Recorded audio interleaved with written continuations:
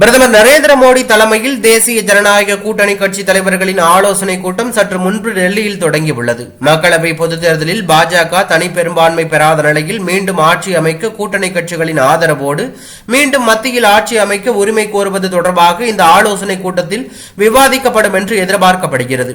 மேலும் இந்த முக்கியமான ஆலோசனை கூட்டத்தில் கூட்டணி கட்சிகளுக்கு அமைச்சர்கள் இடம் அளிப்பது குறித்தும் ஆலோசனை மற்றும் விவாதம் நடைபெறவுள்ளதாகவும் தகவல் வெளியாகியுள்ளது.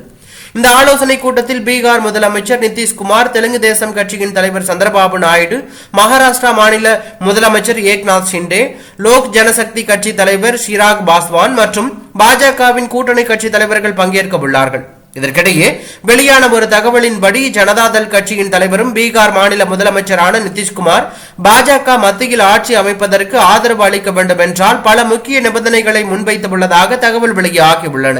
இதேபோல தெலுங்கு தேசம் கட்சியின் தலைவரும் ஆந்திர மாநிலத்தின் முதலமைச்சராக பதவியேற்க உள்ள சந்திரபாபு நாயுடுவும் முக்கிய நிபந்தனை ஒன்றை முன்வைத்துள்ளதாக தகவல் வெளியாகியுள்ளது. மேலும் கர்நாடகா மாநிலத்தின் முன்னாள் முதலமைச்சரும் ஜேடிஎஸ் கட்சியின் தலைவரான குமாரசாமி தங்களது கட்சிக்கு மத்திய அமைச்சரவையில் வேளாண் அமைச்சகத்தை ஒதுக்க வேண்டும் என்ற நிபந்தனையை விதித்துள்ளதாக தகவல் வெளியாகியுள்ளது. பாஜகவிற்கு பெரும்பான்மை கிடைக்காத நிலையில் மத்தியில் ஆட்சி அமைக்க வேண்டும் என்றால் கூட்டணி கட்சிகளின் நிபந்தனைகளுக்கு உட்பட்டு மத்திய அமைச்சரவையில் இடங்களை ஒதுக்க வாய்ப்புள்ளதாக தெரிகிறது.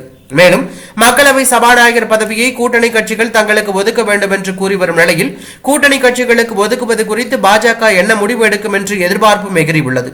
மேலும் துணை பிரதமர் உள்ளிட்ட பதவிகளை புதிதாக ஏற்படுத்தலாம் என்கின்ற தகவலும் வெளியாகி பரபரப்பை ஏற்படுத்தியுள்ளது.